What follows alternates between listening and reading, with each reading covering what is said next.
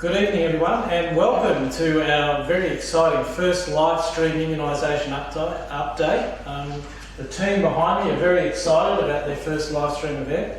Before we do get started, I would like to acknowledge the traditional owners and custodians of the land that we're meeting on tonight, the Awabakal people, and pay my respects to elders past and present and emerging.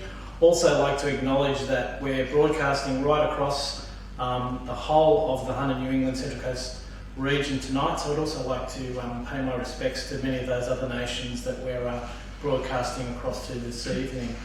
As I said, it's a real great pleasure that it's our first live stream event for this immunisation evening. Patrick's really excited to go, so I will, without any further ado, I will pass you over to Patrick. Thanks, Scott. So welcome everybody to this immunisation education session. You'll be able to send questions in on Slido. So if you're not using a device where you've got Slido, you just go to slido.com and put in the event code vaccines, and that will take you into this presentation. When you get in there, you'll be able to see that there's links on the left-hand side, and this session will be recorded and it'll be available on the PHN People Bank website. So for people working in the public system, this session's been put on by the Primary Health Network, who support GP practices in the Central Coast and Hunter New England area.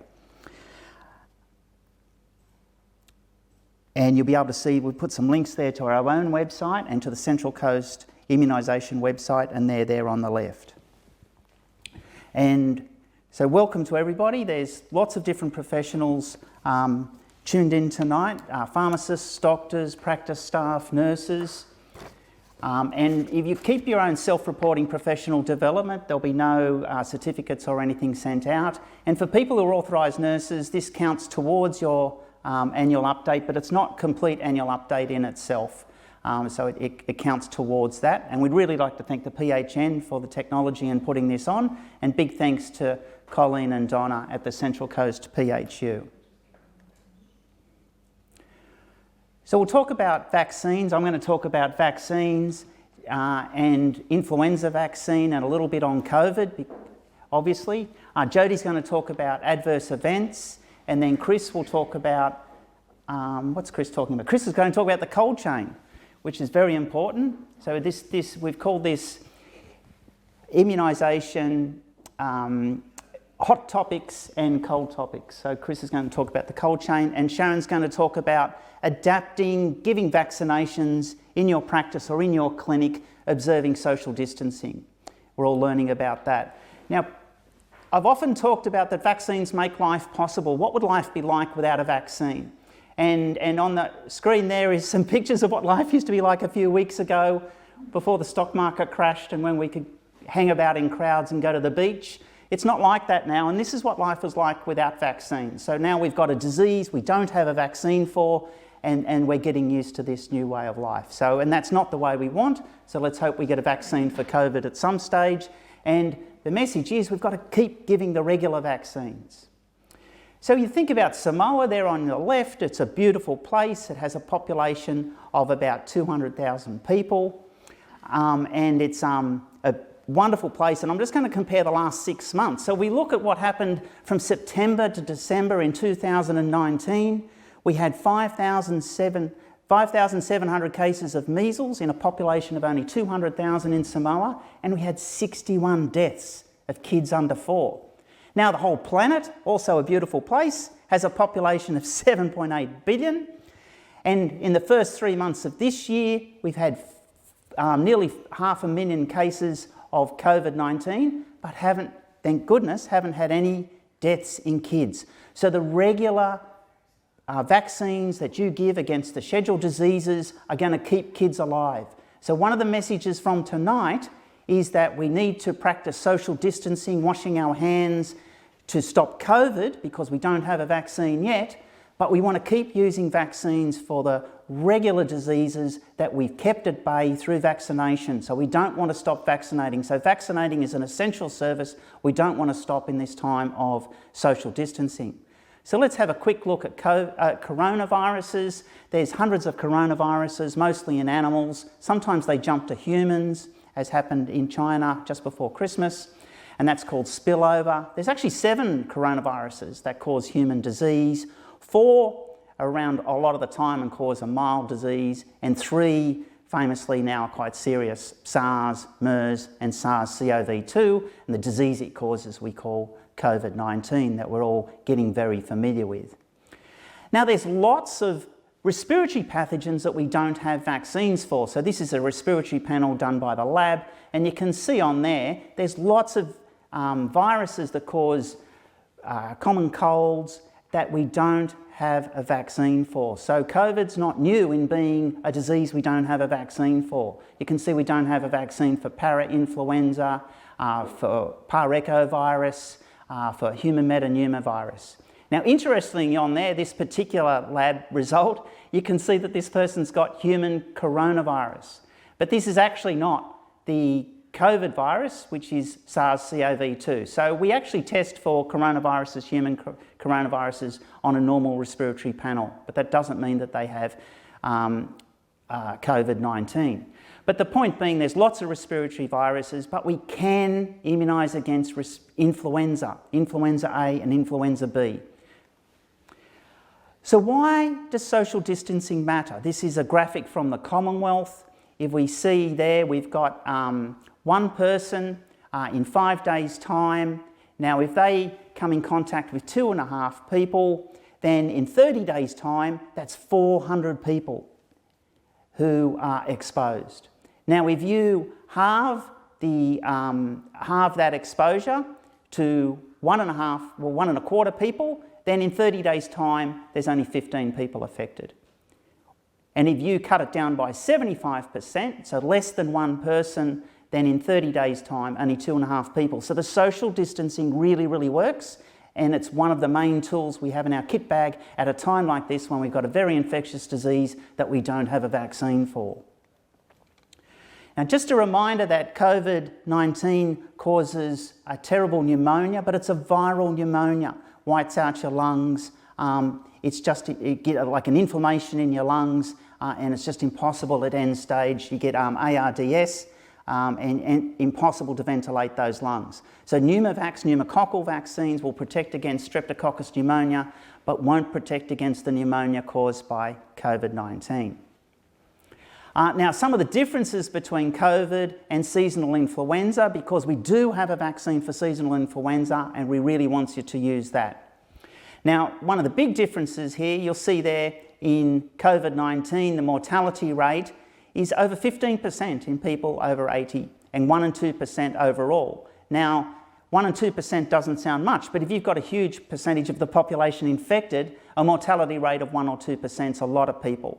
And reports are coming in from Italy and New York that some of the people there in ICU are in their 20s and 30s. They're not all older people. Whereas if you look at the mortality rate for seasonal influenza, thank goodness it's only 1/10 of 1%. So you can see there that they're not equivalent in terms of their effects.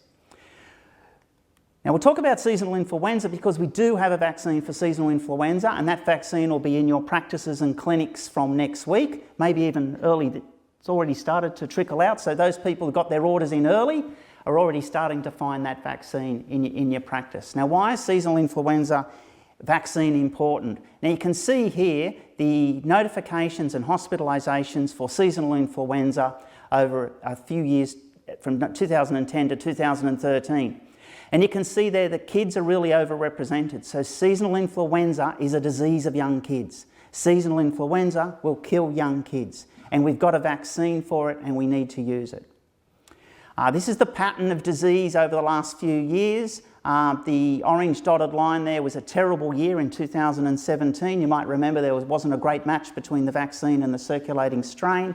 The bright red line there is last year, and you can see quite an early onset of disease. Now, the flu tracking data has just started for 2020, and this is going to be very interesting to watch, and I encourage you all to Google flu tracking, and if you're not already a flu tracker, to please get on there, share it with your friends. This is a really important way of tracking symptomatic ILI across the country, and that'll be something interesting for you to keep an eye on this year. Now, the 2019 season in Australia for seasonal influenza, on average there was like 3,500 deaths, 18,000 hospitalisations and 300,000 GP consultations. Now, the predictions of COVID-19 going to hit the health system very soon.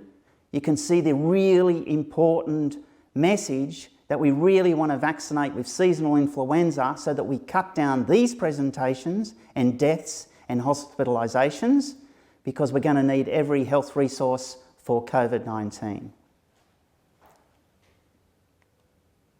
So this is the influenza virus, and you can see there's two red arrows pointing towards the hemagglutinin and neuraminidase antigens on the outside, and they are what the vaccine targets on the seasonal influenza virus.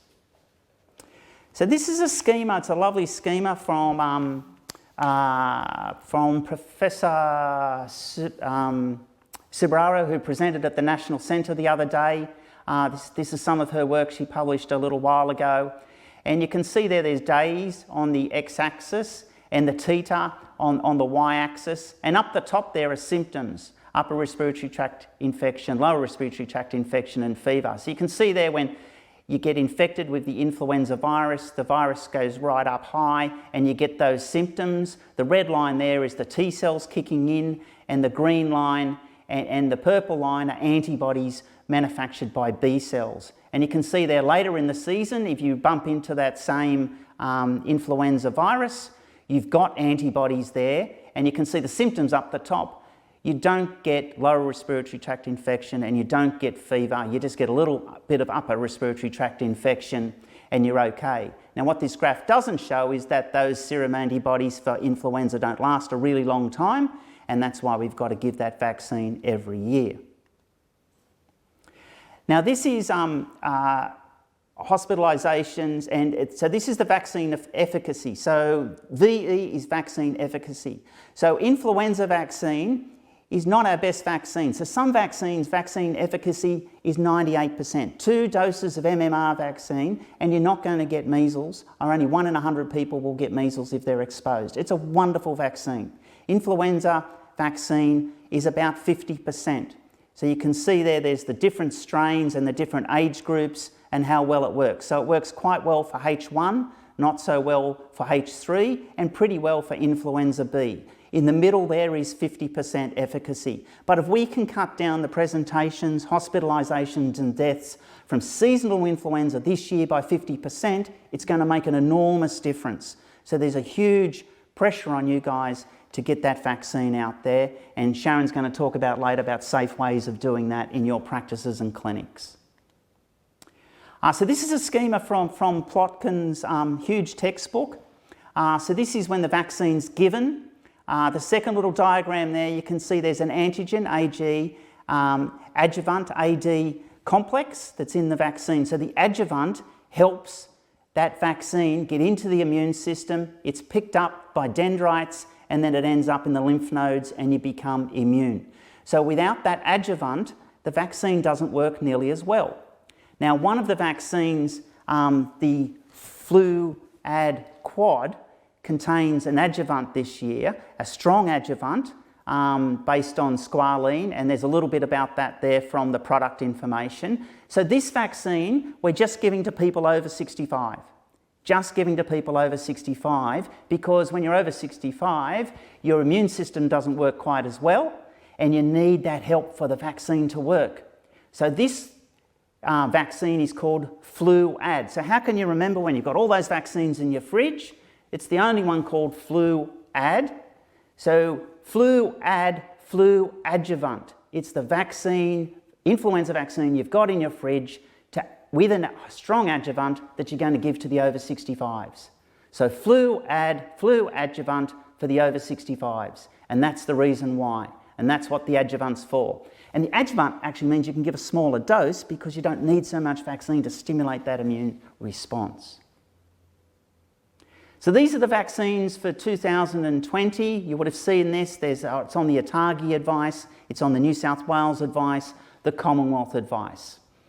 On the right-hand side, we've just talked about FLUAD Quad, and you can see there we're not offering that vaccine to people under 65.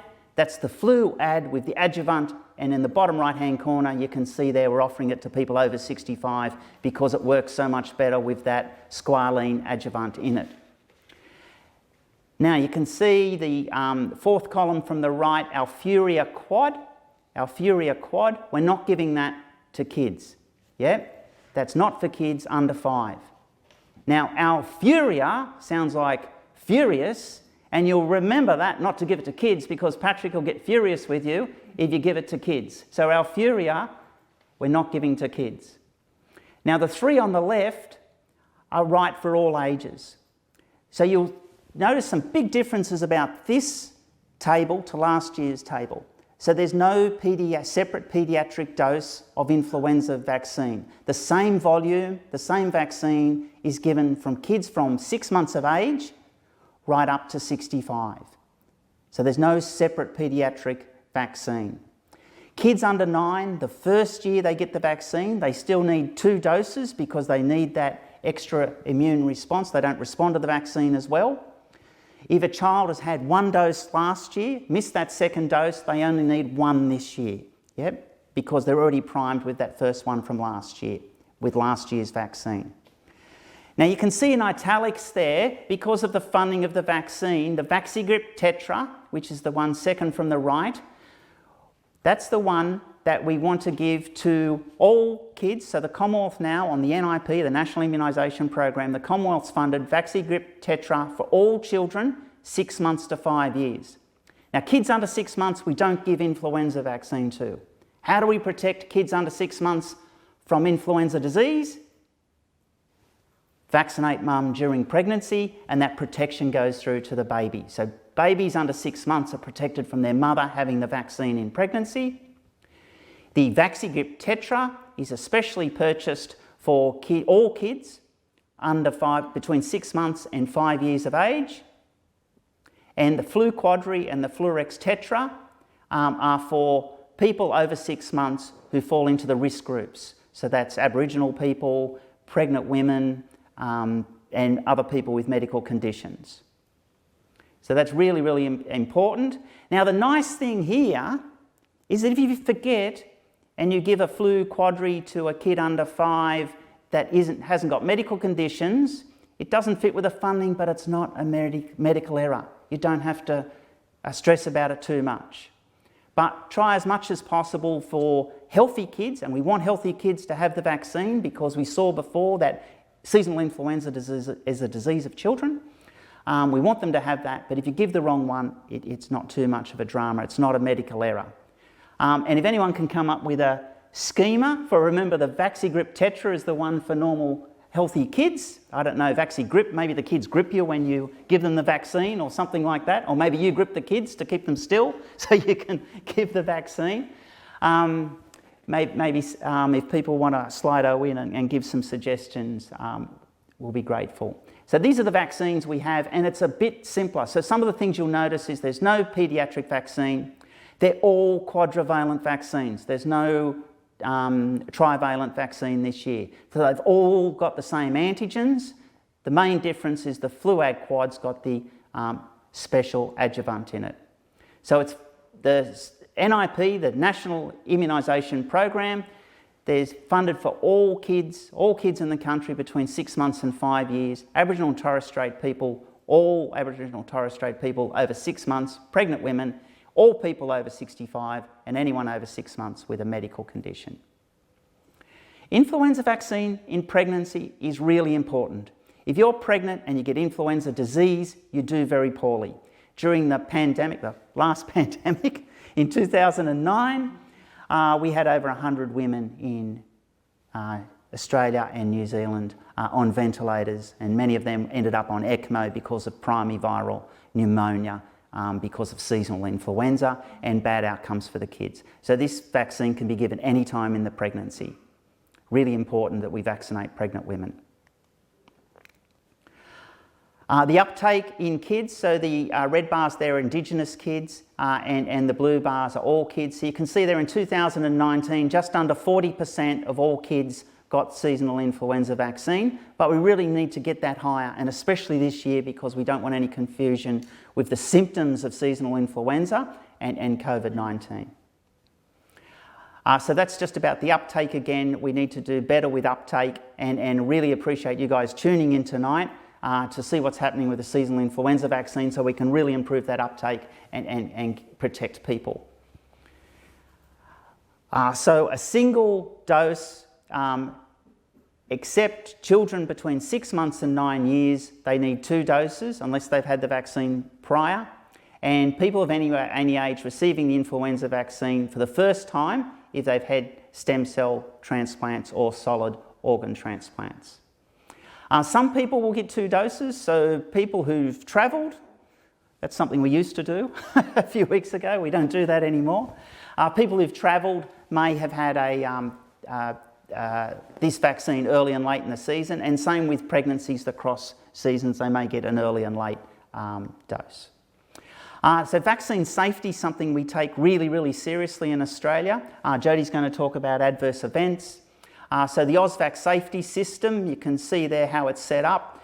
There's 2 systems, Vax Tracker and SmartVax. The people are vaccinated, they get an SMS message. Those surveys come back to the people at AusVac Safety, which is headed up by Professor Christine McCartney, and this is an AusVac Safety slide. And those results are shared with the Australian government. So we keep an eye on that, and it's available on a public website so you can have a look. So last year, you can see there that the adverse events for children having influenza vaccine and their scheduled NIP vaccines were very, very low. We've got some beautiful graphics and wonderful people working in AusVac Safety with graphics. So these are all available on a public website. So when the vaccine starts to roll out, which is from this week, keep an eye on the AusVac Safety website and you'll see there how little kids are going with this year's vaccine. So if parents are nervous and they say, hey, doc, sister, I'm worried about how the vaccine is for my child, you can just tell them to have a look at this data, you can have a look at yourself. So we take vaccine safety very, very seriously in Australia.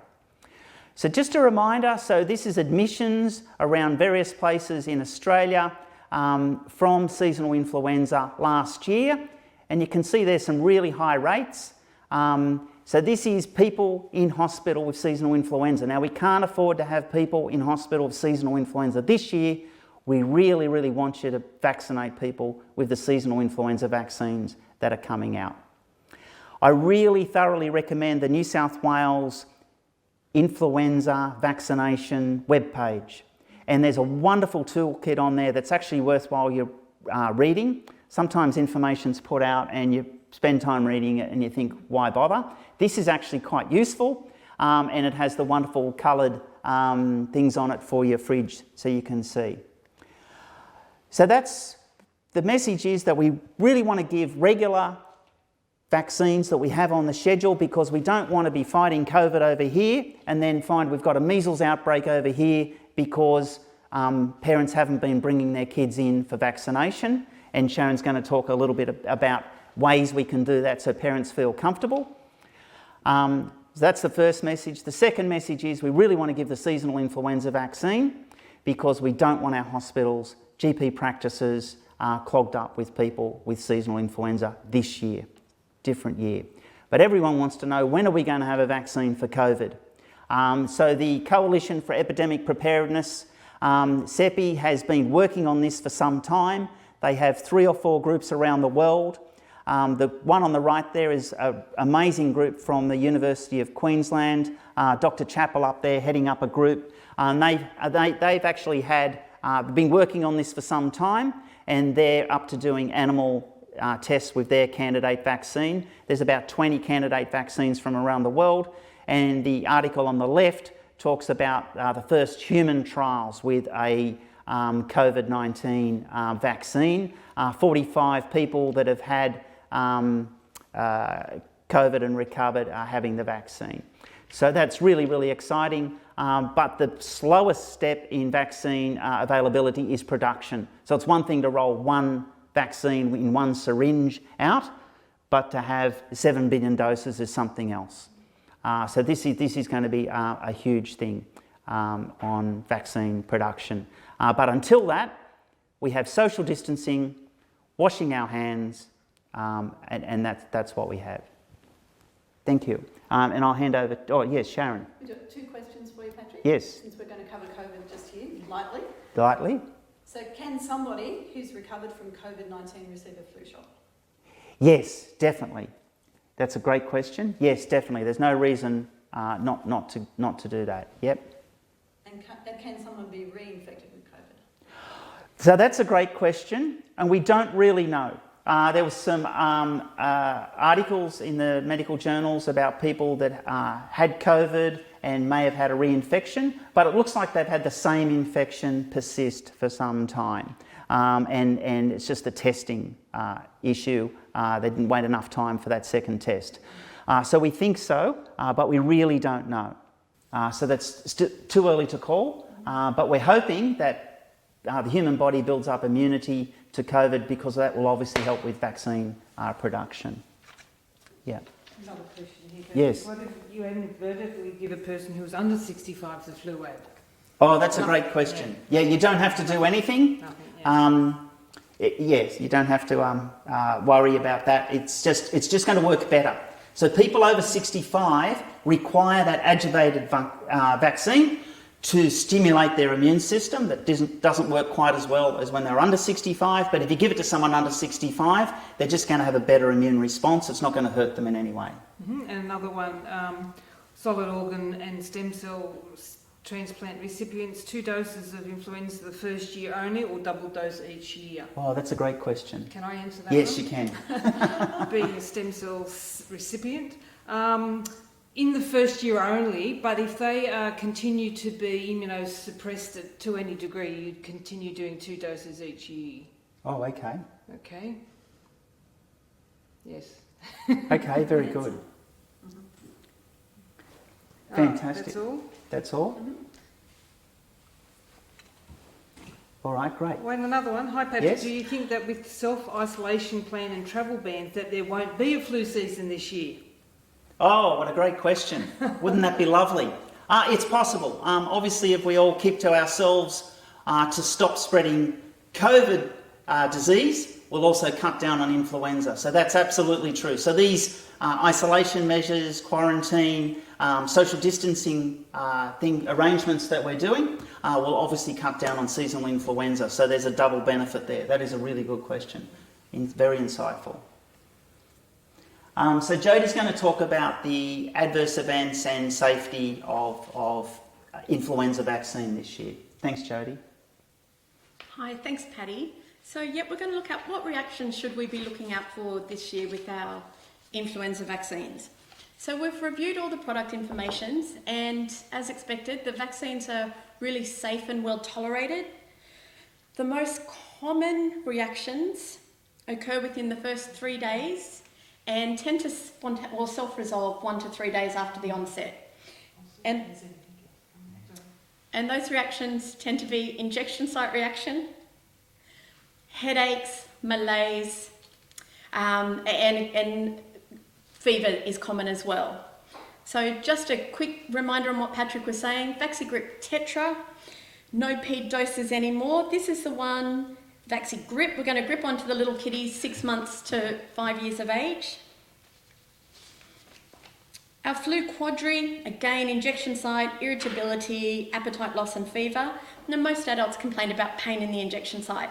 6 months to 64 years of age for that one. FLUAD Tetra, can't go too wrong, 6 months to 64 years of age. Our younger group had injection site reaction, loss of appetite, irritable and drowsiness. And our adults, the most common was headache, myalgia, and injection site reaction. Hang on, Jodie. Some people are having trouble hearing. We'll just wait for Todd to give us the thumbs up to kick off again. Sorry. Just having trouble hearing, Jodie. Hello? I just thought, no? You're right. Okay. Yep. Okay. Go for it. Yep. Hi everyone, we're back. Talk around that. Okay. So this is the FLUAD Quad. So this is the vaccine that we're recommending for 5 years and above. Patrick will get furious if we use it on little fellas. It's just It's contraindicated for little fellas less than 5 because there's been no safety or efficacy data on it. So you've got 3 other vaccines you can use. Don't use this one on your under 5s. The most common side effects with this one, injection site reaction, myalgia and headache. And then we've got our FLUAD Quad. So this is for over 65-year-olds only. So don't be tempted to give it to your immunocompromised 63-year-olds. It's just not recommended for that age group. It's recommended and funded for your over 65s. This is special, so we shape this one gently, as we do with all our vaccines, and this one should still look milky in colour. The reactions were collected for 7 days on this one, and again, the most reported reactions were injection site reaction, fatigue, and headache. So your FLUAD Quad can be given on the same day as your Pneumovax and Zostavax if they're recommended for your patient as well. So because we're going to be super busy in GP surgeries, it would be ludicrous to send them away and have them come back next week or next month. All 3 vaccines can be given on the same day, 2 different limbs, 2.5 centimetres apart. So we did get a question advising that some GPs are recommending come back in a week. I just don't know that you'll have appointments in a week. So just give them on the day while they're there with you. So adverse events following immunisation. We've discussed our expected reactions. Now let's talk about when we'd like you to submit an adverse event following immunisation form or an AFI form.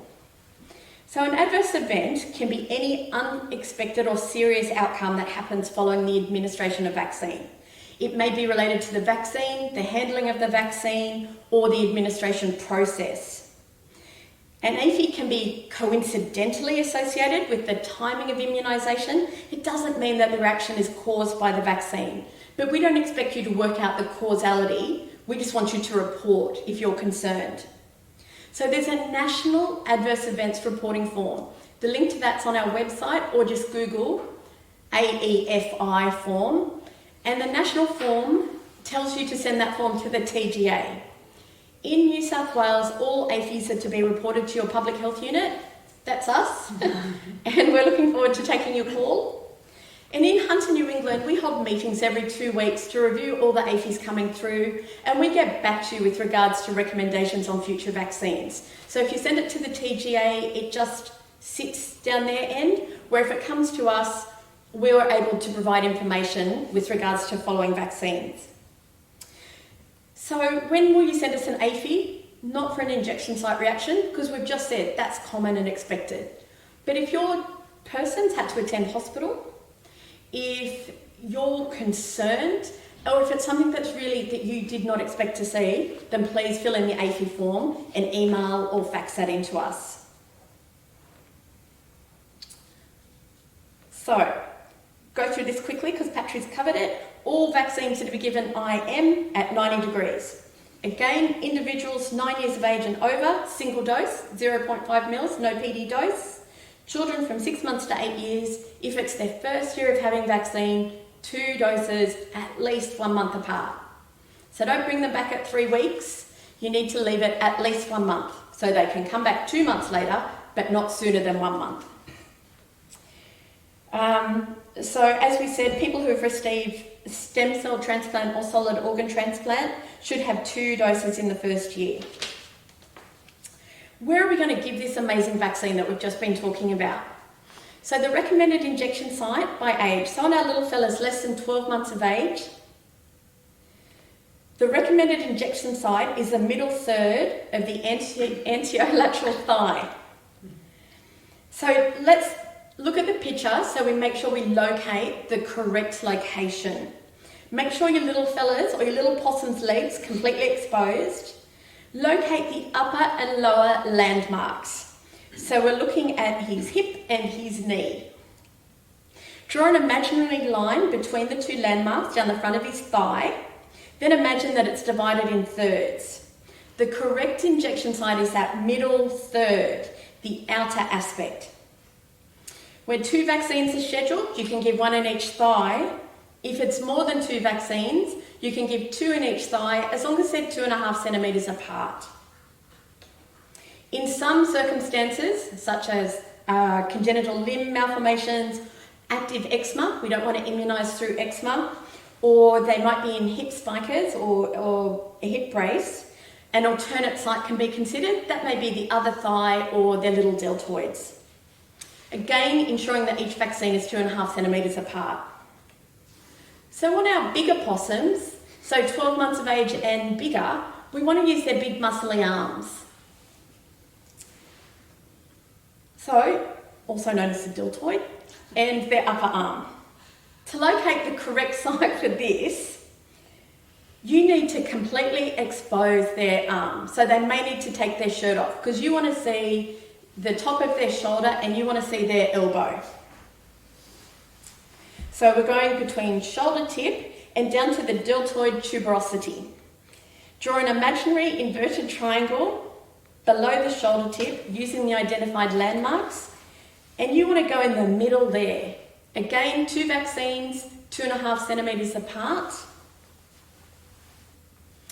So make sure you expose the whole arm so we can't go wrong. So what happens if we don't get it in the right place? We can get an injection site reaction. So if the vaccine's inadvertently given into the subcutaneous area, we're going to get a big sore red arm.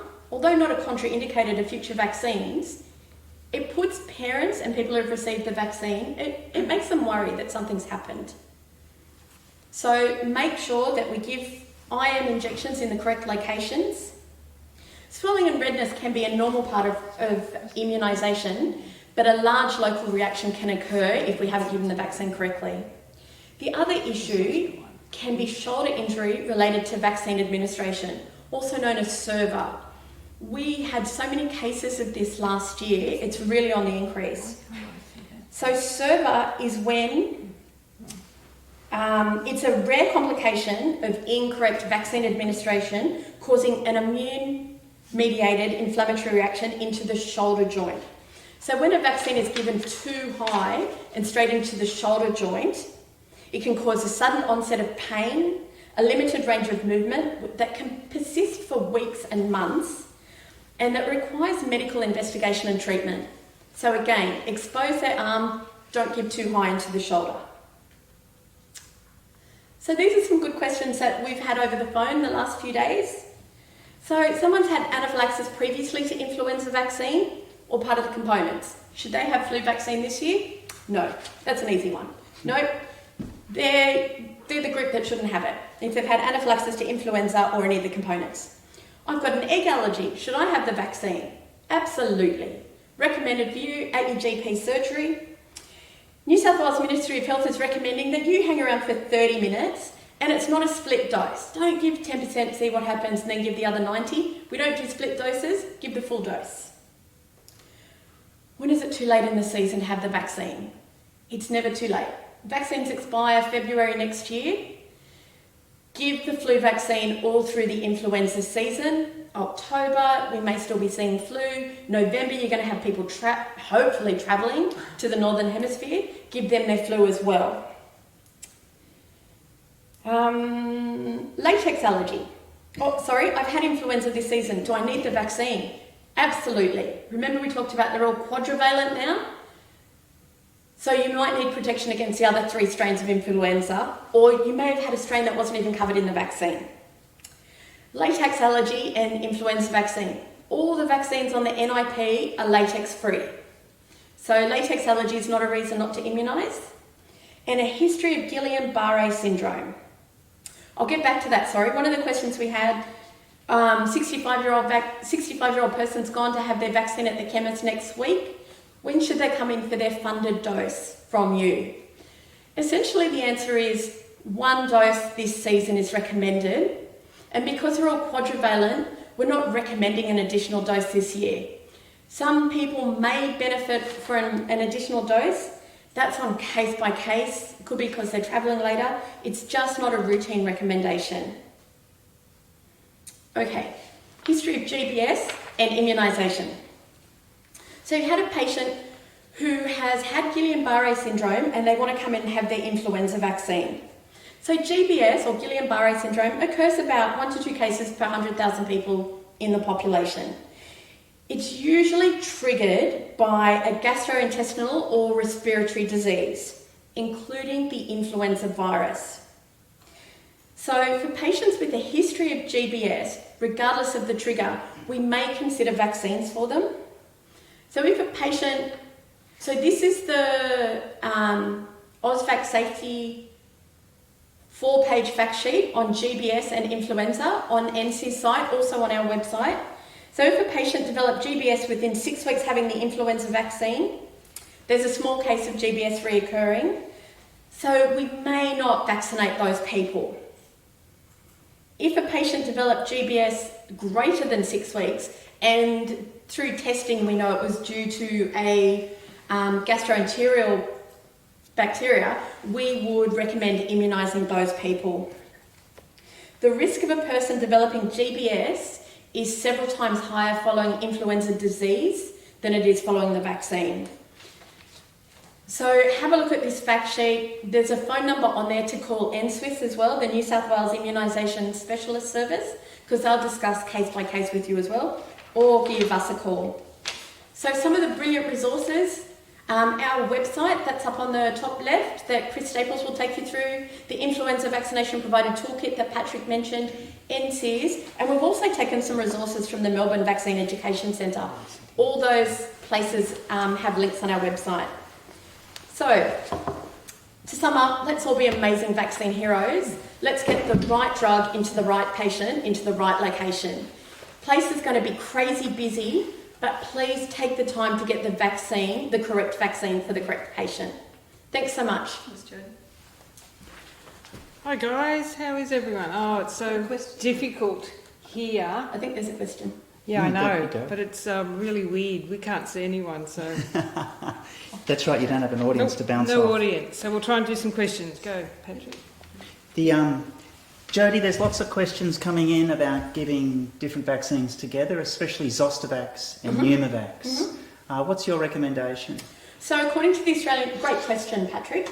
According to the Australian Immunisation Handbook, influenza vaccine can be given with all recommended vaccines, and that includes, for our over 65 patients, Zostavax and Pneumovax. Where will you find that information? In the Australian Immunisation... in the topic that's headed, variations from product information, remember? For Zostavax and Pneumovax. Because if you go to Zostavax, it takes you to the product information and says you can't.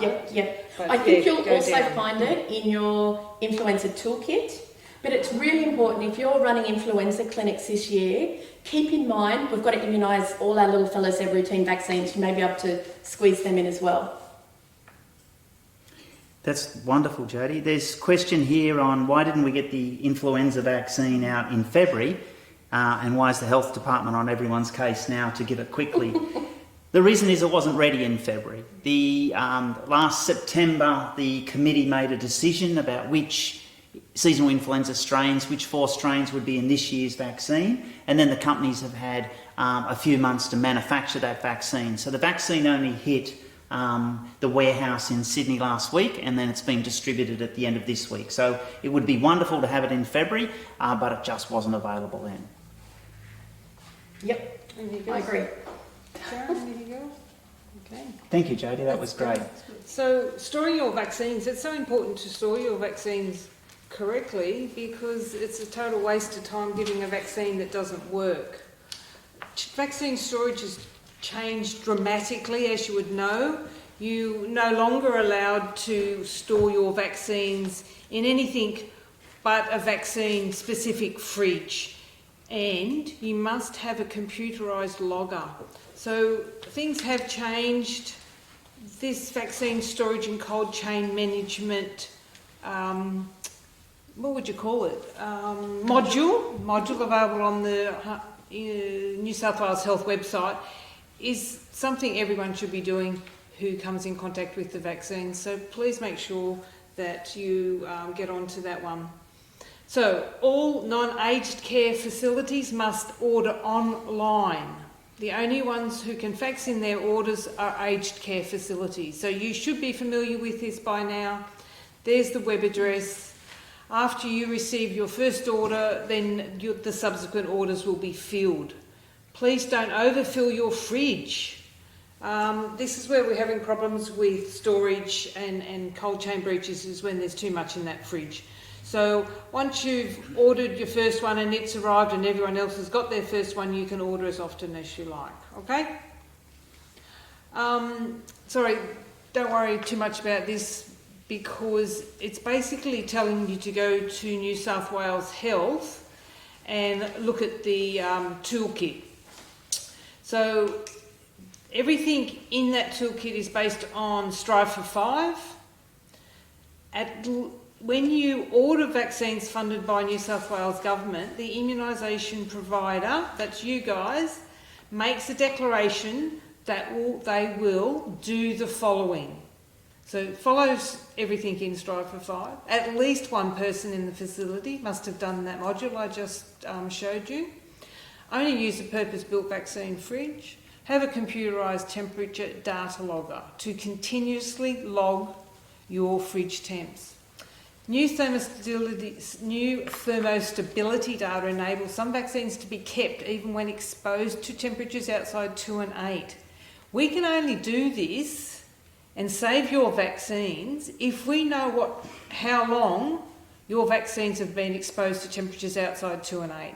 I can't emphasise that enough, that the logger needs to be programmed, it needs to be working, you need to download it weekly, and in addition to that you must manually log your fridge temps twice a day, okay? If you have any problems, you can contact us and we will help you. Conduct an annual self-audit. So that's in Strive for 5 and that's available in the toolkit. And educate all people who come in contact with your fridge and the power supply or are responsible for ordering and receiving vaccines. This could be your administration staff, your cleaning staff, your maintenance staff, repair people coming in. It's your responsibility to make sure that they're aware of that. So we've got our website, so please, visit our website. As you know, we are a bit preoccupied at the moment and may not be there to answer your call, which is a bit distressing for us. However, we've tried to adapt the website to be useful for you. So if you have a cold chain breach to report, you go on to our website, Health Professionals, and click on cold chain breach and you automatically download that chart. The cold chain breach reporting form, and it explains everything that you need to know and what to do. So there's your temperature graph, there's resources that are available from the toolkit. There, I just wanted to show you the labels so you've seen them. If you have a breach and we use our thermostability data and say you can keep the vaccines, they must be labelled and a date put on it because they are only allowed one breach. Only one, that's it, no more. Okay, so managing a cold chain breach. What happens? You arrive at work and the fridge is alarming. Yes, that's what it sounds like when people ring us. What do I do? Okay? And that's the problem, we don't have people telling us. We're so used to the feedback. So, turn the alarm off, it can be really annoying. Is the door open? That's often the easiest solution. Is the power off? Take a look at your manual min-max thermometer. Is it also saying that it's the outside the range? Isolate your vaccines. How do you do this? Use tape. Okay? What if your fridge cannot store the vaccines between 2 and 8 degrees? So your fridge is broken down. Say it's just not the power off, but your fridge has broken down. What are you going to do? So where's that backup storage you're prepared? You've been preparing that for years, because every time you do your annual audit, it talks about your backup storage. So go and get it ready, okay? You've got your logger. You've got a computerised logger. Everywhere you move your vaccines, take that logger with them. It's so funny, we find people will move their vaccines and leave their logger behind. As soon as you do that, we have to throw them out. We don't know what temperature they've been exposed to or how long. Okay? So, download your logger. Please do that. Please get it out of the fridge before you tape it up. Okay? It's just distressing if you have to untape. When can you ignore a breach? Everyone, this should be just coming right to the tip of your tongue now. Temperatures above 8 degrees and less than 12 for less than 15 minutes. If that happens, we don't even want to talk to you. We don't want to know about it. You don't want to know about it. Reset your thermometers once they get back under 8 degrees and just ignore it. Okay, so visit our website and download this cold chain breach reporting form and further instructions on what to do. It's all there totally. Gather together the information as described in that form and phone us. Importantly, do not discard any vaccines. Why? Because look at we've got thermostability data. And you think, well, why can't you have a copy? Because it changes all the time, and we need to know that what is being applied to your vaccines is current. I don't know if you can see there, and I've got it quite small because, you know, the idea is for you to fill out your form and we'll complete it. But if you've got a Zostavax in your fridge and it goes over 8 degrees, but for less than 6 hours, you can keep it, which is lovely for you, so you've still got some in your fridge. It's lovely for the taxpayer because they're very expensive vaccines and you don't have to go and cancel patients. So please do not discard any vaccines, and document, please. So just one more little bugbear of ours is when you report your breach, we want to have, we've got log tag software, we've got tiny tag software. Do we have any other software? Hobo software.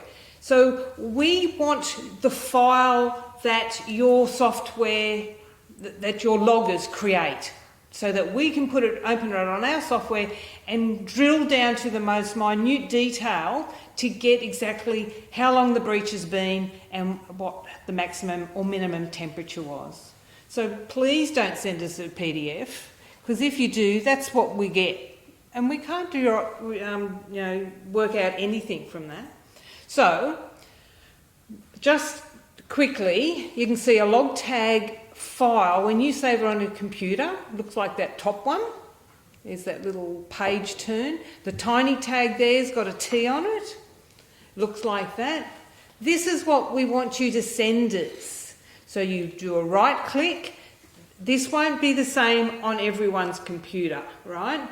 But locate where your file is stored, and however you do it, and in this case you right click on the file and click on send, and there should be an option to send to mail, recipient or similar. Click on this, add our email address and send.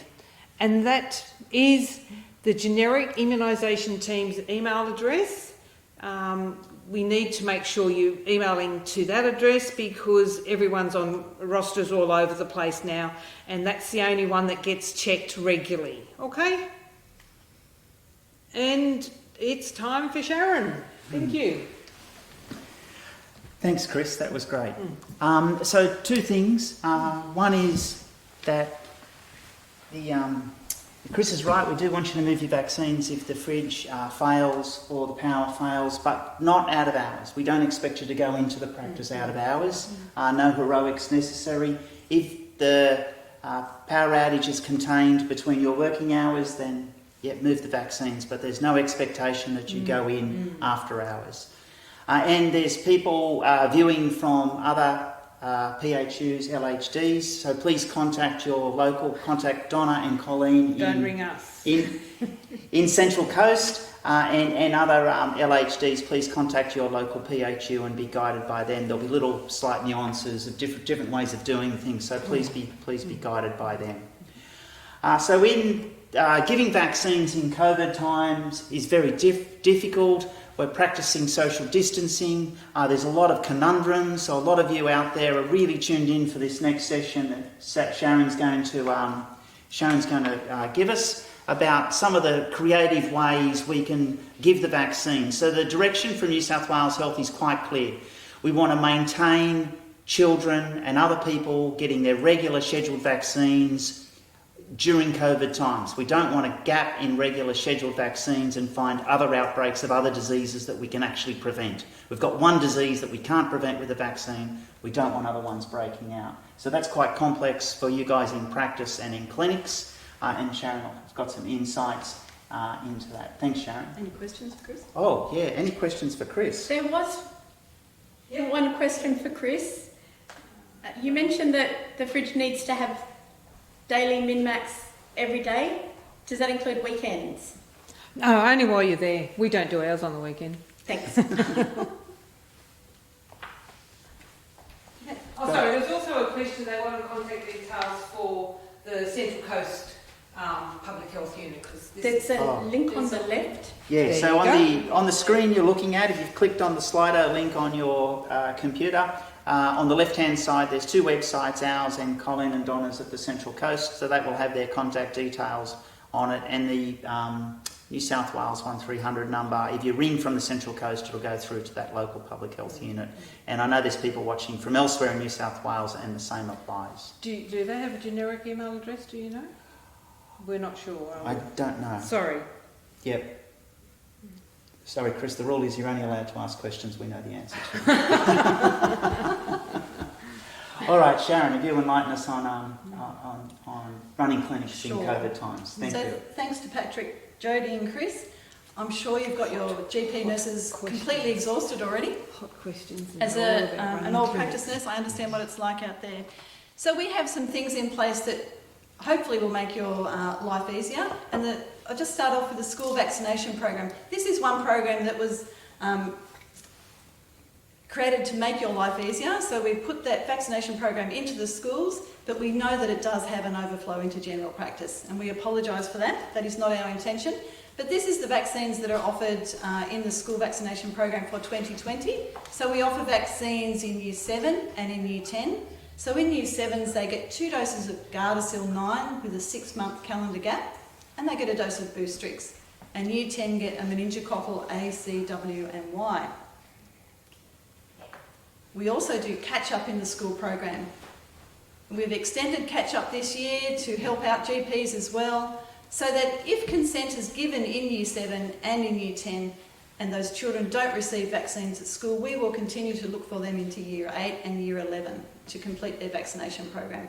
So when you get that student in, they've missed a vaccine in the school program, just reassure them that they can be vaccinated back in the school program if they would like to go back to the school program. But there's always a spanner in the works. So this year, the school program was running really smoothly. We were doing really well, and then came along COVID-19. Who was running the school program, Sharon? I don't know. There were lots of beautiful girls out there running the school program, and it was running really well. COVID-19 came along and threw us a spanner. So that in Hunter, New England at least, we have suspended the school vaccination program for the time being. We were finding that we needed to redeploy our nurses back into the health system. We also are finding that the attendance rates at school were very low. Some schools had 20 students out of about 1,200 attending school, and schools were in the end saying that they didn't actually want us to come on site. So we've suspended that program. Now we know that that's going to make parents go scurrying along to GP practices because they've missed vaccines at school. How terrible. So we just want to reassure you that we will be looking for those students at the end of this year and into 2021, and we will be giving them every opportunity to be caught up in the school program. So please, you get questions like that, please refer your students back into the school program. We don't want them clogging up what you've already got as a really busy immunisation program going in your GP land. Parents will also be a little bit concerned because they'll be getting letters from Centrelink possibly about being overdue for Gardasil and meningococcal, but you can reassure them that these letters do not incur any income support penalties. That will be a relief to them. So, how are we going to run our immunisation clinics in general practice? It's a really busy time in influenza season in general practice anyway, but when you throw COVID into it, it becomes a nightmare. We have lots of concerns and questions from a lot of GP nurses about how we're going to run our clinics and keep our patients safe, because typically speaking, people who are coming in for immunisations into clinics are well and healthy people. So we need to keep them well and healthy. And Patrick's right, it's a really, really important that we keep our immunisation services continuing. The last thing we want is an outbreak of a vaccine-preventable disease in the community. So it's a real priority that we continue with our infant and early childhood programs, with our adolescents and catch-ups, with our winter influenza, and our adult and our additional immunisation programs. How are we going to do that? I cannot underestimate the importance of signage around your surgery. Signage at the front door, signage in the waiting room, signage in clinic rooms, just reiterating the same message to people, okay? That these are the criteria that we want them to abide by. Let them know that you are taking every measure to keep them safe, but also that you expect them to follow instructions about what you're expecting of them. We can limit it to one parent per child coming into the session if that's possible. There'll always be times when that's not possible, but use your common sense. We need to let people know that they should not be attending the session if they or their child have any symptoms of a respiratory infection. They can be many and varied. So it could be a fever, or it could be a sore throat, or a runny nose, or a shortness of breath, or a cough, or return from overseas in the past 14 days, or being told to self-isolate. You can see there's a lot of ors in there because they could have just one of those things. So we need to be really careful, and we can't stress that they need to wash their hands. If you live in an area where there's lots of different community languages, be aware of that when you're making up your signages. And this is a bit of a mock of what your sign could look like. You could have that plastered everywhere. Social distancing is something that we've become very familiar with in the last few weeks. Some people in the community really get it, and some people in the community either don't really get it or don't really care. So we have to keep on about social distancing, even in the surgery. I'm sure you're all doing it really well. I'm sure you've removed those every second chairs in your waiting room already. I'm sure you've already told your patients to do a lot of these things. But we could, if you haven't done that, we could be asking our patients to call up before they come in if they're not feeling well, have processes in place where you can do phone assessments for your patients, ask them not to arrive early. We all know, especially the over 65s, love to arrive early for their doctor's appointment. It's their social outing almost every week. But ask them just to phone before they're coming into the clinic to see how the clinic is running and just arrive on time. You could have a staff member in charge of social distancing to make sure that people are not crowding together, huddling together for conversations, etc. Make sure you have appointment systems for vaccinations, not just a roll-up situation. And a few of our practices have been saying that they've got patients waiting in cars for their appointments. So then you can have the reception girls ringing them just before it's time to come into the clinic. And then they can return to their car afterwards as long as you can monitor those people. And I can't stress cleaning your surgery enough. Okay, so it's not just the patient areas and your clinical areas, it's the waiting room, it's that desk at reception, it's every door handle that someone might touch. It's just clean, clean and clean. So when we're setting up a clinic, you need to have processes in place. One idea was that you could keep your doors locked and ask the people to call once they were outside and ready to come in. Bit extreme, but it might work in some areas. You could have designated times for vaccination clinics so that only well patients are in your clinic during those times. We had one GP surgery tell us they get the sick people to wait in the cars and they call them to come straight in. Either way, Just keep your sick and your well separated. Removing your seats. Now removing all your toys and magazines from your waiting room. Don't clean them, don't put them back, just remove them. People can bring their own distraction things with them if they need to wait in the waiting room. And another excellent idea is if you have the luxury of having separate rooms that actually have an external entrance and exit, you could be using that for your vaccination clinics to avoid your patients walking through any waiting areas. So when you're doing your vaccination process in your clinic, once again, nurses know this, it's doctors that usually let us down, I have to say. Ensure your hand hygiene is performed between each patient, but not only between each patient, but as you touch anything. Most of our flu vaccines come in multi-dose boxes, so every time you touch that box, in between time, you've been in contact with another patient.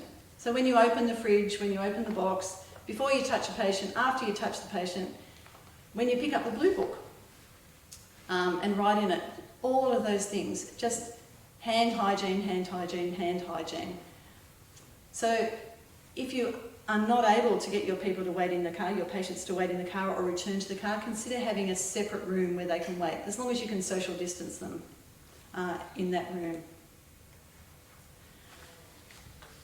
So we're always told that minor illnesses are not a contraindication to immunisation. So we say unless they have a temperature over 38.5, then we go ahead and we vaccinate if they're well and healthy. In the setting of COVID-19, that's probably a little bit different. You might consider deferring immunisations for children with respiratory symptoms, and might I say that those children should not even make it to the clinic. So you should be screening those kids before they come in. The message should be out there, clear and loud, that those children should not be coming in. But one of the reasons we would like to defer that is because what we don't want to see is a child gets a fever that night, and now we're confused. Is it actually a reaction to the vaccine, or is it actually COVID-19? So we need to make that distinction clear. So children with mild respiratory symptoms, do your assessment, but they shouldn't be coming in, and let's consider deferring them. So consider alternative models to how you actually provide your vaccination clinics. We don't need to use inside. There's been a lot of great ideas, such as using an outdoor area, the practice car park, having a drive-by flu vaccination clinic. We do drive-by everything else. Drive-through. Drive-through, drive-by, drive-through. Sorry. Well, vaccination, shooting. Right. It's a flu shot. Okay, a drive-through clinic. So if you have the facilities to do these things, it's really worth nutting together and having a think about it. You might well be able to join with other practices in your local area, sharing resources and staff, but there are some points that you really need to consider when you're looking at one of these alternative models, especially if you're going to be outside. Weather, traffic, safety, comfort. You need to maintain confidentiality with your patients. You need to be able to maintain cold chain management, which is going to be a bit of a challenge. You need to be able to watch your patients. How are you going to manage an adverse event? And you need to also be looking after your staff in times like that. And finally, to preserve your sanity, please don't forget your child and family health clinics. If as a surgery you are feeling really overburdened with a patient load, you are unable to provide childhood vaccinations, we do not want these children to go unvaccinated. So you need to find other ways or other places that you can refer these children to get vaccinated. Child and family health clinics are held regularly, and they are open and they are taking patients. So please look them up, and if you can't do them yourself, then please refer them on to somewhere else. Thank you. I've got a question for you, Sharon. Oh no. So, if the surgery doesn't have boost streaks, is Adacel okay for a Year 7 kiddie? Yes. Okay, lovely. Yeah, can I just add something there? Because on the schedule, it just says Boostrix. So just don't be confused. For pregnant women, it says Boostrix or Adacel, but for Year 7 kids, it just says Boostrix. But that's only because that's what's provided to the school program. Yeah. So yes, don't be confused by what's on the schedule. Yeah. And can I ask another question, Sharon? Sure. So if for some reason the GP's had time and they've immunised dose 1 Gardasil and Boostrix, does the child have to stay with them this year or has something changed? That's a great question. Thanks. In the past, if they started in the GP with their school vaccinations, they had to continue in the GP for the rest of their vaccinations. That has changed in an effort to relieve the burden on you guys, and so they can actually come back into the school program now, because we can check those details on air to see when they got first dose of HPV and then vaccinate in the school program. So it's very essential that you put your records onto AIR. And another question for you, Sharon. If a person has been longer, I'm assuming they've had their first dose Gardasil under 15 years of age, and it's been more than 6 months since their second dose, since they've come back in. Should we start that schedule again? No. No. Simple. So we never start a schedule again? We don't start schedules again, and these gaps are just minimum gaps. They're not maximum. There's no maximum gap. Okay. Thanks, Anonymous. Declining your Gardasil 9 in the school program, will that affect your Centrelink payment? Declining? No. They're not attached to Centrelink payments. None of the No. school vaccines are The they? only time it will be connected to a Centrelink payment is if they're overdue for a Boostrix from childhood Yeah. or a meningococcal vaccine, and those people will have known about that for a long time. So just building on that, the only vaccines linked to government payments are those little fella ones, the 0 to 4 to 5 year olds. So everything we give in school is highly recommended and shows up on air as due or overdue, but not linked with government benefits. More questions, Paddy? Some more questions here. The Maitland Council provide a free vaccination clinic. It's been closed this week just because a staff member's been sick, but we're thinking that will keep operating. We're talking to the council about that. There's a question from Phil about how long do people have to wait? So if you're using someone in a vehicle, if they're leaving the practice and waiting 15 minutes in the vehicle, what's the rate of adverse events? So the problem there is an anaphylaxis is the thing that can happen immediately. Obviously, if it's a child and a parent, the parent can watch the child. If it's a single adult by themselves, what's our view on waiting in the car? You tell them, you give them the advice that they should wait around. It's up to them what they do. But with social distancing, they're trying to get them out of the practice. Yeah, wait out in their car. Wait out in the So car. I think the single person, though, you would want to make a judgment on that. Yeah. Yeah, you're happy to do that. Yeah, that's right. And invite them back into the practice. So often, I'm sure everyone out there watching studiously has people wait for 15 minutes and patrols the waiting room regularly to make sure they're okay. But for someone like me, who might not do that, then waiting in the car would be fine, but you word the person up that if they feel unwell in any way to please come back into the practice. I think that's fine. The rate, usually if someone's having an anaphylaxis, by the time you give the vaccine, put it in the sharps, document it on your software, 5 minutes has elapsed, and you'll usually know. Yep. Yeah. So I'd like to hang out at Georgie's place.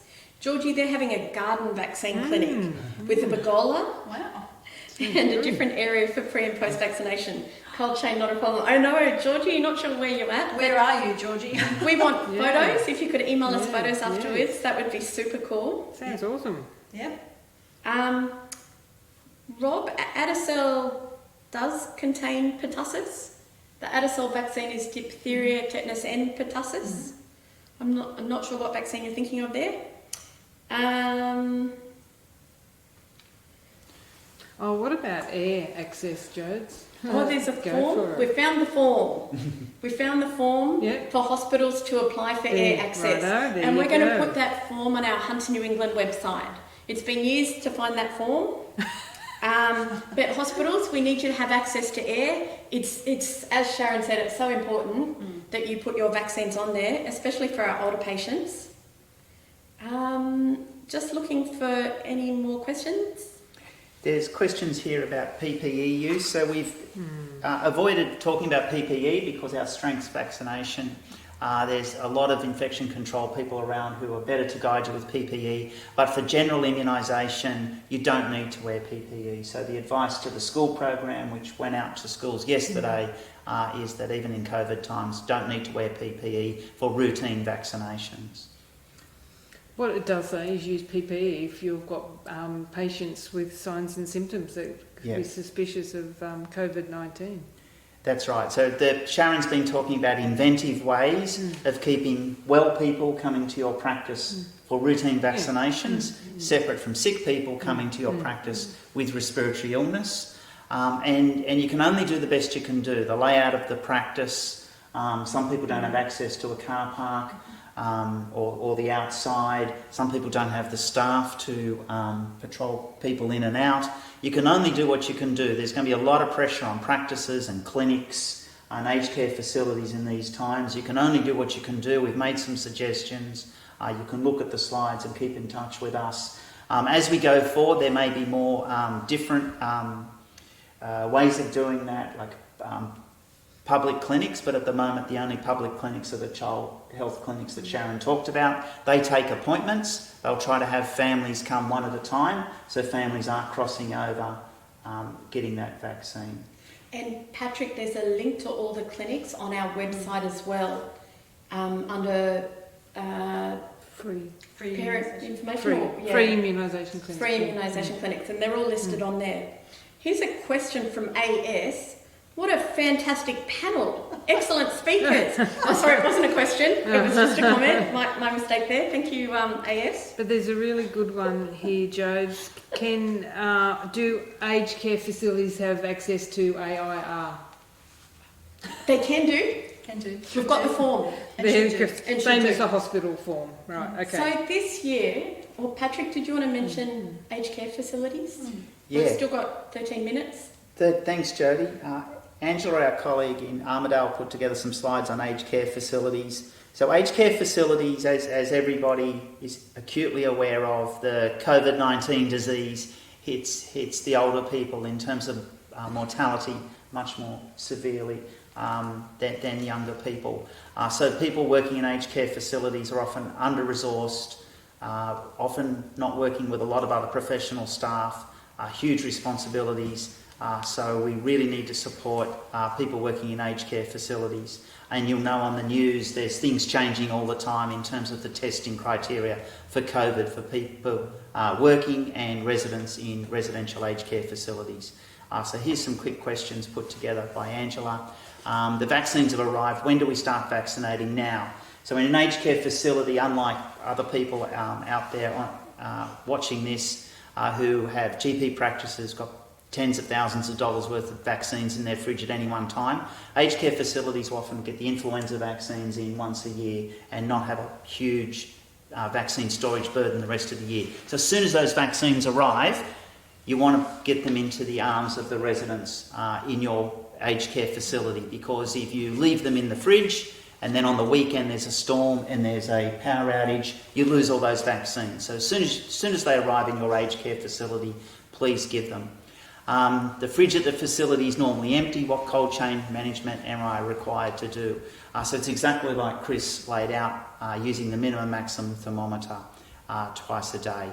But the less they're in there, the better. So as soon as they arrive, please give them. There has been difficulties for some aged care facilities sourcing influenza vaccines for staff. They need to purchase vaccines for staff, and people in residential aged care facilities will be aware of the new Commonwealth requirements that all staff must have an influenza vaccine by the 1st of May, or they can't work in the aged care facility, and that's a Commonwealth thing. This year's over 65 is different from last year's. The 2020 over 65 is enhanced. So do you remember which vaccine was for over 65s? FLUAD. FLUAD. Because we've got the Adjuvant. That's right. And it adds immunity. It adds immunity. Yes. Will a dose of Pneumovax 23 help prevent COVID? No, it won't. It will prevent pneumococcus pneumonia, but not COVID pneumonia. Does my aged care facility have to provide flu vaccines for staff? Yes, they do. The vaccines that come from the vaccine centre are funded vaccines for residents. the aged care facility has to purchase their own vaccines for staff. Can we give them now, wait until April? No, definitely give them now. Can they have it elsewhere like a pharmacy? That's a particularly good idea. So retail pharmacies seem to have a good supply of influenza vaccines at the moment. So if you're an aged care facility, you're struggling to source influenza vaccines for your staff, you could have an arrangement with a local pharmacy where you purchase vaccines in advance and have a voucher system, and your staff could go in, have the vaccine at the local retail pharmacy, have a voucher signed by the pharmacist or the nurse working in the pharmacy, and bring it back, and then you know they're vaccinated. And that takes the burden off you having to store the vaccines and administer them to your staff. So that's a great approach. How do I respond to people who say that they don't want the vaccine just because it doesn't work very well? It's true. Influenza vaccine does not work as well as other vaccines, but it works a lot better than doing nothing. Doing nothing means that we have all those hospitalisations.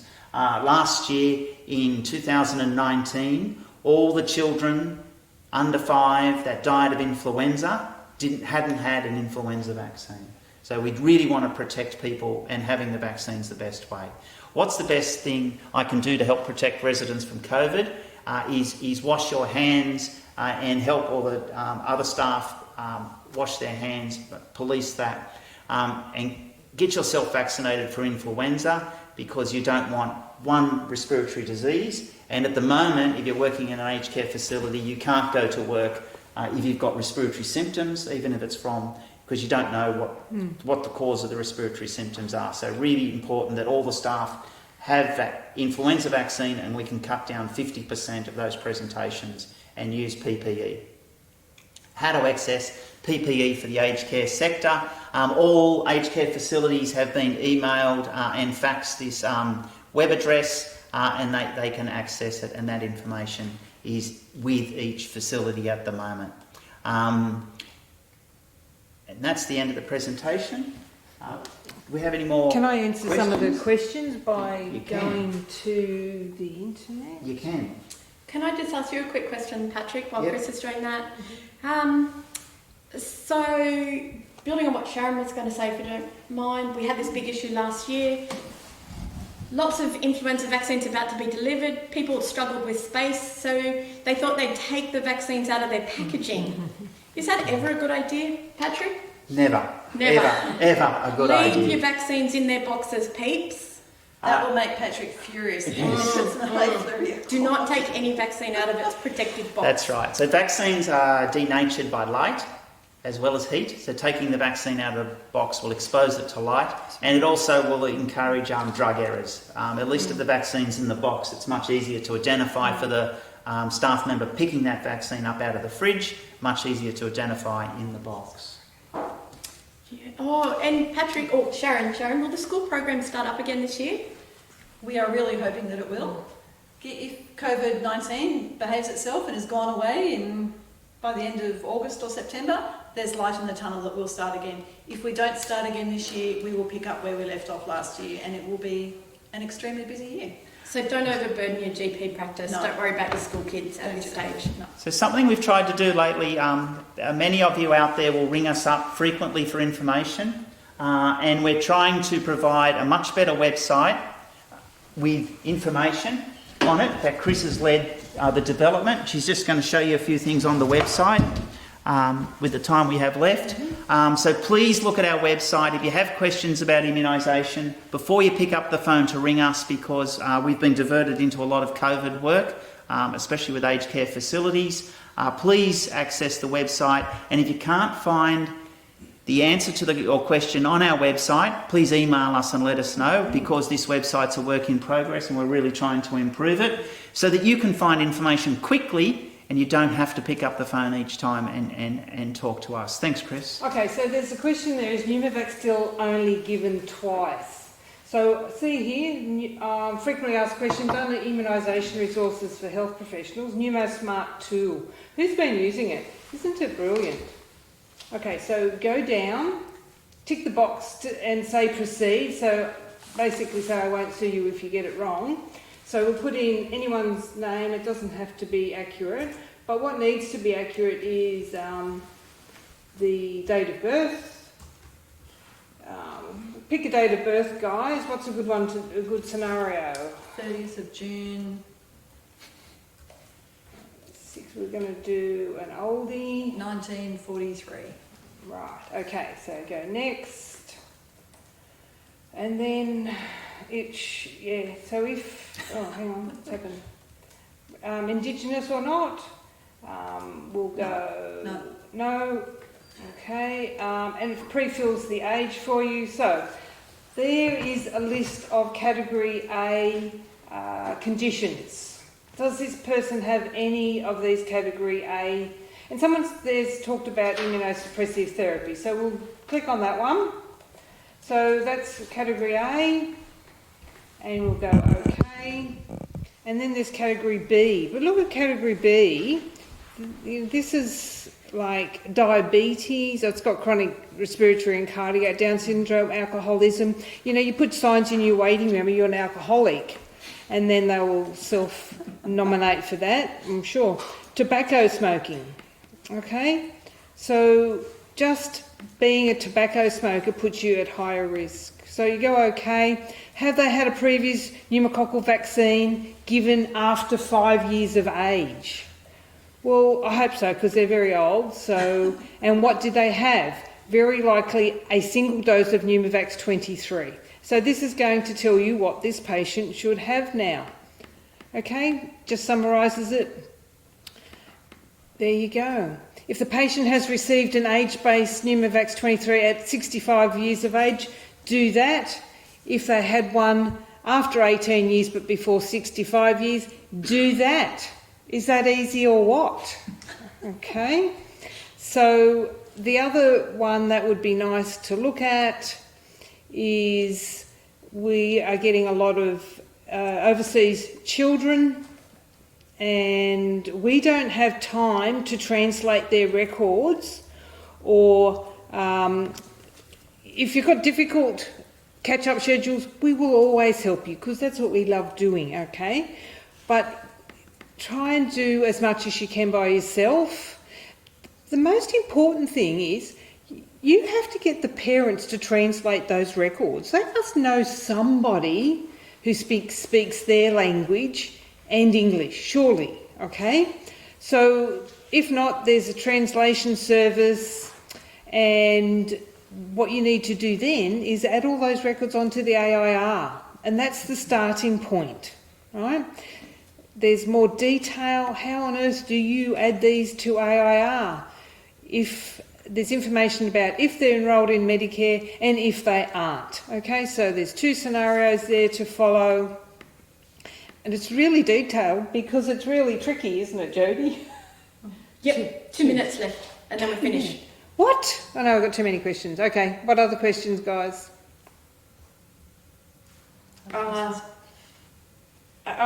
Can we help with catch-ups? Do you recommend pre- and post-attempts for vaccines? Do you recommend pre- and post-attempts for vaccines? I'm not sure if you mean immunising the person or... Probably. Okay, yeah, probably. Okay. Catch-up vaccination, go there if you need help with catch-up vaccinations.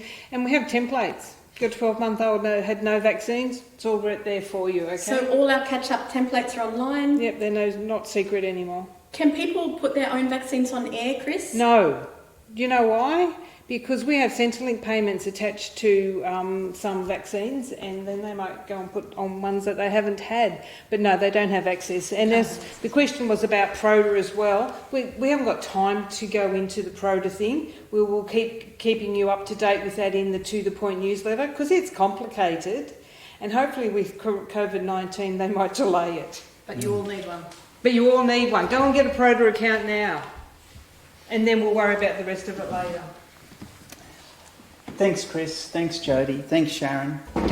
So we'll finish up the presentation and the talk there. Thank you very much for everyone tuning in. The slides will be available for 2 weeks.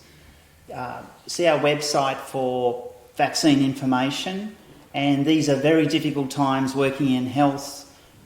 We need to look after ourselves, use PPE, You don't need to use PPE for a regular vaccination, but we need to be quite creative about providing regular vaccinations but still protecting the well people requiring vaccinations and still looking after sick people. It's not going to be easy. There's going to be a lot of stress in general practice and in public facilities. You're all professional people. You need to read the information. There's lots of information out there. I thoroughly recommend the Health Pathways website for everyone in general practice. That's kept up to date daily, and if you have questions about COVID in general practice, I really recommend that you use the Health Pathways. Please look after yourself. Health workers are at the front line of this pandemic. In Italy, 20 doctors have died from COVID-19. You need to really look after yourselves. It is possible with good PPE, but you need really good practice, especially in the doffing. The taking off of gowns and gloves is a really important thing. So thank you very much to the panel. Thank you to Donna and Colleen in the Central Coast. Thank you very much to the PHN. Thanks to Todd for having all the tech work beautifully.